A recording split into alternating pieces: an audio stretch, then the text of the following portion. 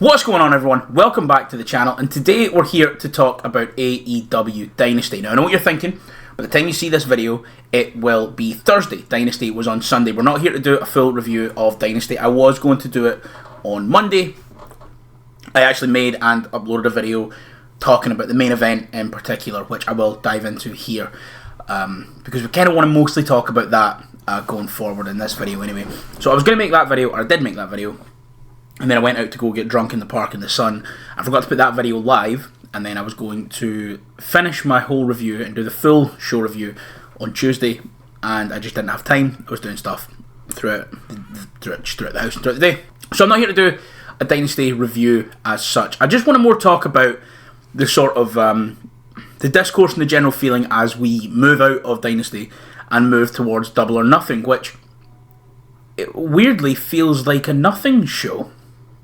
Which it shouldn't, because it's the flagship show, isn't it? It's like it's one of the big ones, and it kind of feels like a nothing show at the moment. But of course, I did allude to it just there. I do want to talk about the main event of Dynasty first and foremost, because that's just really going to set the baseline for this video. That's just where a lot of this video is going to be based from. It's where we're going to be checking back to, and sort of we'll be talking about that a lot. We're going to be talking about that match a lot throughout this video. So let's just get into it very quickly. Awful match. Bad match. Started off good. Swerve and Mox exchanging some grappling and some holds, and then it just slowed right down. Mox never gets out of third gear. I'd say it's a struggle to say he even gets out of second gear. He does a lot of cut off, a lot of stopping Swerve's momentum, a lot of jumping the gun. Then we get a Swerve stomp off a ladder through the table in the most contrived way to ever get a Swerve stomp through anything ever. It's just really contrived and felt so unnatural, and I hated it.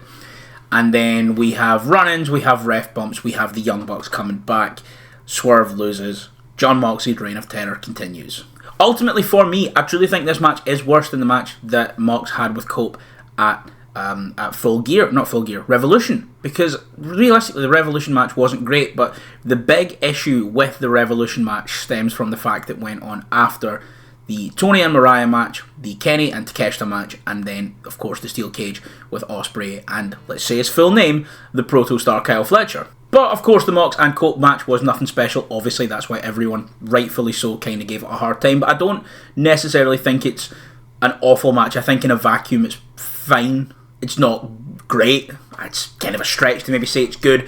But I don't think it's, just an irredeemable steaming pile of dog shit. And I think especially when those two then got out to do the street fight on Dynamite a couple weeks later, and we had that spot, I think we really got to see that there was something there, maybe not on the night, maybe in the position it was in, maybe what they decided to do on the night wasn't working, and that's fair enough. And that's not to say that Mox and Swerve are bad, because they are two of my favourite wrestlers in the world. Mox is probably top 5 all time for me. I'd say fairly confidently he's top 10 all time for me. Probably makes it up into top 5 in terms of in the world right now. Swerve is easily top 10 for me, probably top 5. And I think, a lot of the stuff with Mox going on recently, I've been a big advocate on this channel, especially as you will know, of defending the legacy of Jon Moxley whilst this isn't going great. And I do think a lot of people are jumping the gun when they say, is Mox's legacy ruined? I saw that tweet where someone was saying, is it safe to say that Mox is the worst main eventer of the last 5 years? Absolutely not. I'll let you make up your mind. And the people that are saying that this run is kind of doing to Mox's career what Jericho's last 2 and a bit years have been doing to his, again, completely off base. This is just one bad story, one bad angle, one bad run in an otherwise exceptional career. And let's not forget just how good Mox has been over these past 6 years. Ever since he left WWE, let's not forget just how good he was. And even in, the gas mask and vaccinations era of Mox, he still had some, when he was allowed the time, still had some good matches in there, still had some fun matches in there. And then obviously, he is one of the best ever. And I think those who want to fight on that is, they're saying that because he left WWE, probably. Mox is that guy, has been that guy, always will be that guy. But the main thing I want to touch on here is just this reign, this title run with Mox. How long do we have left before the goodwill runs out? How long does AEW have left before the goodwill built up with the fans begins to run out, because the Mox title reign, it's not been good. It's been an experiment. It started off fascinating, the whole, we are taking AEW over, we are killing your idols, we're here to make the young guys step up, we're here to make the young guys challenge us. We don't want to do this. We want to make you better, we want to make here better. Iron sharpens iron. We're the best wrestle. Come fight us. Get it back in blood.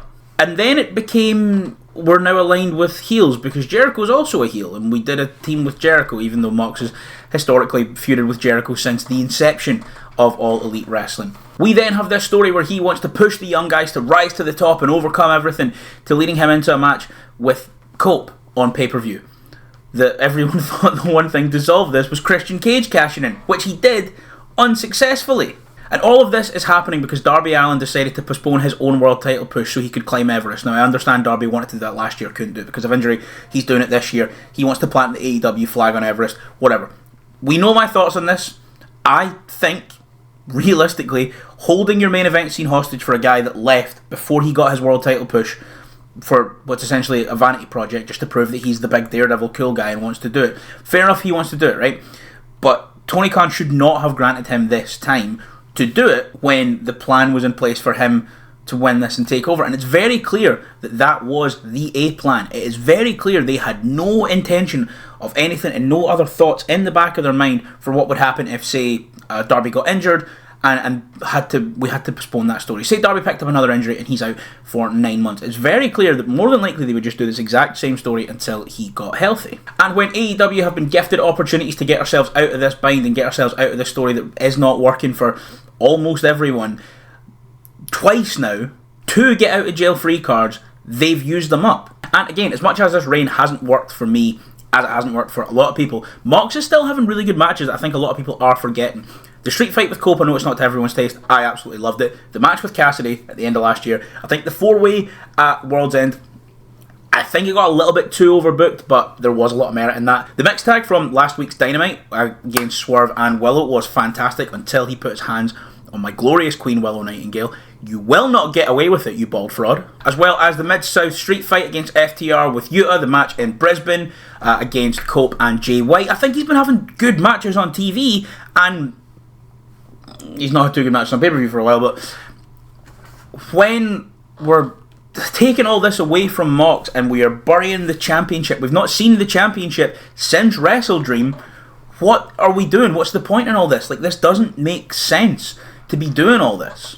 And all this is happening against the backdrop of the rest of the card pulling itself up and being incredible. Like, the rest of Dynasty, minus a Chris Jericho match in 2025, was really, really good. We have the debuting Kevin Knight, who is immediately one of the most over guys in that company, had an incredible match with Will Ospreay. Again, I've been a vocal sort of, I don't want to say hater of Will Ospreay, but I lost my connection with Will Ospreay fairly quickly over COVID, and his AEW run has been making me have that connection and bring it back up. If we want to talk about new stars being built, let's just look at how fucking good the proto-star Kyle Fletcher, say his name, has been since shaving his head and finally giving himself a decent fucking trim for once.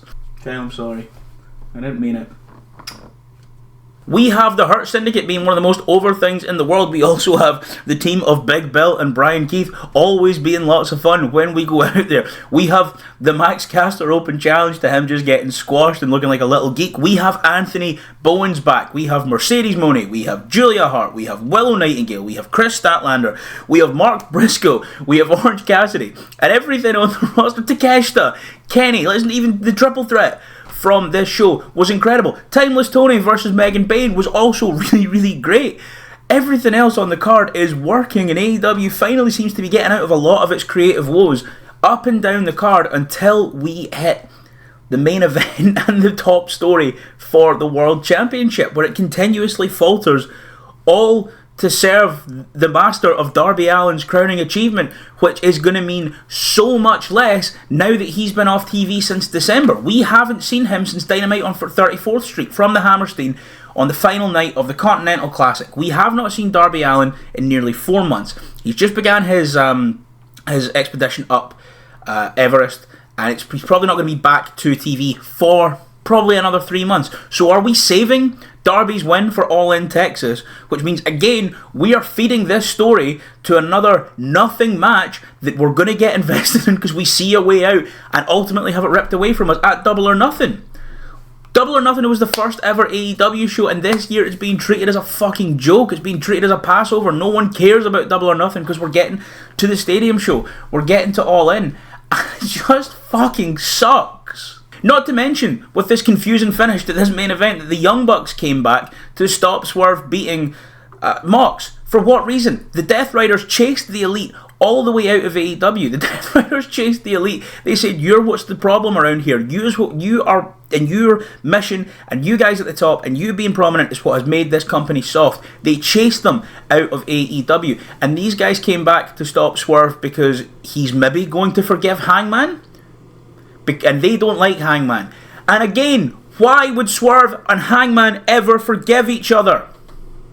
We had Swerve versus Hangman to main event the stadium show right there. And we've taken it away for a will they, won't they, oh, are we friends now, tag team against the Young Bucks. Let's not forget why Swerve and Hangman feuded. Swerve broke into his house and threatened the safety of Hangman's child, so Hangman burned down Swerve's family home. Their last match was ended by a referee stoppage in a match that's in the canon and in the kayfabe so violent it does not count to your wins or losses record. Inside of a steel cage, a ref stoppage in a match that doesn't actually officially count. That's the hatred. And because people cheer on them, they're like, well, I guess they should forgive each other. No, they should never fucking forgive each other. They should never, ever forgive each other. They are the perfect enemies. They are the greatest story in the history of AEW behind Hangman's ascension to that championship and his fall from the Elite. They should have never forgiven each other. They can do face versus face. They can do heel versus heel. They can swap who plays what role before, during, or after the match. They should never forgive each other. Because the story makes no sense. I am not invested in seeing them hang out and be friends and tag against the fucking Young Bucks in 2025 of all teams. All because you want to sell some merch. And all because you don't want to pull the plug on a story that is dying on its arse. Now, this is probably the most negative video I've ever made on this channel. I really do not like being negative about professional wrestling on this channel. I think that's why I kind of make the videos that I make. But I don't think... I don't think I can talk about my frustrations and spin this in any positive way, because the way that AEW has been treating the fans, I've been investing so much time, so much energy, and so much love into the product, and watching us kind of creep back up, and the product's getting back on track, we're doing good things again, to continuously invest in these stories. Realistically, after 2 slam dunks to end this story, this floundering story, were completely missed and completely ignored for no reason whatsoever. There's no reason for me to believe whatever they're going to do at Double or Nothing is going to matter at all. Mainly because it wasn't even promoted until Dynasty, and I understand it's not as big of a show in terms of venue. One is in a stadium, one is in an arena. Fair enough. And I understand maybe you don't want to promote Double or Nothing as a pay-per-view until your next pay-per-view is on or finished. Fair enough.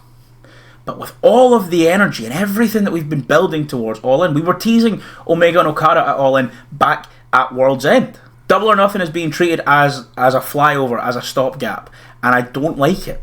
And again, I'm going to find it hard to invest in the main event story, in the world title story going into Double or Nothing because of how this main event story is playing out. And again, because Darby Allin has been off TV, I'm going to struggle to care when he comes back to dethrone Mox at All In, which is probably where they're going. There are so many more interesting stories they could tell. So many infinitely more interesting stories they can tell. And yeah, maybe Darby will get his crowning moment and maybe everyone will cheer. I mean, everyone will cheer, everyone loves Darby. But the passion within this fan base to see the young guys kind of come through, especially when the Death Rider story stopped being about that so quickly, and especially when we did that story and we had Daniel Garcia win the TNT Championship from Jack Perry, and we had Private Party win those World Tag Team Championships from the Young Bucks, and the young guys were claiming these titles from the Elite, taking the gold out of the hands of the people that the Death Rider said made this company weak, and then we did nothing with them. We did nothing with them. Okay, Danny Garcia had some really good matches against Adam Cole, and the Hurt Syndicate got way the fuck over. Fair enough. Adam Cole is a singles champion. I'm very, very happy. I fucking love Adam Cole. And the Hurt Syndicate, no notes. 10 out of 10. Perfect. But what we did with those reigns was effectively just a lot of glorified nothing. And in doing all this, all Tony Khan does is waste the goodwill of fans like me, fans like you, who are investing so much time into this product. Now, me, I've got a YouTube channel where I talk about wrestling. I'm obviously not going to stop watching AEW over some bad main events. And I understand there's probably going to be people who find this video and they go, well, that's what you get for watching AEW in the first place. Fuck off. I don't care.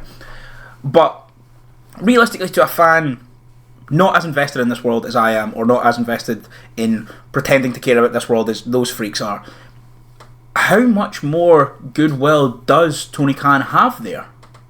And I mean, at the same time, a video I'm going to record literally just after this, asking the exact same question with WWE, how much goodwill has Triple H realistically still got with this Mania build? It was very easy for a long period of time to just say WWE bad, AEW good, and then for a kind of shorter period of time, kind of throughout last year, to go AEW bad, WWE good. But now we're at a point where I wouldn't even say either is bad, but they're just so disappointing. And as someone who invests a lot of his life into this, I just want to see more. And again, I'm willing to be taken along for the ride, and I'm willing to be proven wrong, and I'm willing to be taken. Like I say, I'm willing to watch this play out, and I want to be proven wrong on this. But nothing to me feels like that is going to change anytime soon. And again, like I say with AEW, the real question is how much does the top of the card trickle down through everything else? Because all people want to talk about from Dynasty is that main event. All people wanted to talk about from Revolution, was the main event. And again, not just out with the bad faith WWE takes, even within the AEW fan base, a lot of people were glossing over things like, maybe not the Hollywood ending right enough, or the cage match, but again, I feel like a lot of that got lost in the discourse of main event bad, you took Christian's championship shot away from him for nothing, just so Cope wouldn't have to eat a fucking pin. Or on the other hand here, we're taken away from just how fucking incredible Kevin Knight versus Will Ospreay was, how incredible Kyle Fletcher versus Mark Briscoe was, the monster that they've made Megan Bayne look like, the Mercedes match, everything else that went on there. We've taken away from that with a flat ending. And I understand people only remember the end, but there has to come a point where, from a creative standpoint, and as much as Tony Khan wants this to happen, the Darby winning is no longer the right choice, and it hasn't been ever since he made his intention clear that he was going to go climb Everest and take, half a year off. From that moment on, they should have pivoted. And their insistence to not pivot has led us here to this place where AEW are rapidly losing goodwill with the fans, which I do not want to see. But that's it for me today. Let me know what you think of the situation down in the comments below. Let me know what you think of, what you thought of Dynasty, what you thought of the main event, what you thought of anything else throughout the show, where you think AEW could and should go going forward. Are you excited for All In? Obviously, we're definitely going to get Kenny versus Okada, but does the main event stink? Can it throw some of that off you? I want to know all your thoughts down below. Accept your bad faith, WWE good, AEW bad takes, because fuck off. But no, thank you guys so much for watching. Like I say, don't forget to like, share and subscribe. Show this to all your mates and show them the handsome man on YouTube with the good wrestling opinions. Thank you guys so much for watching, and I'll see you next time.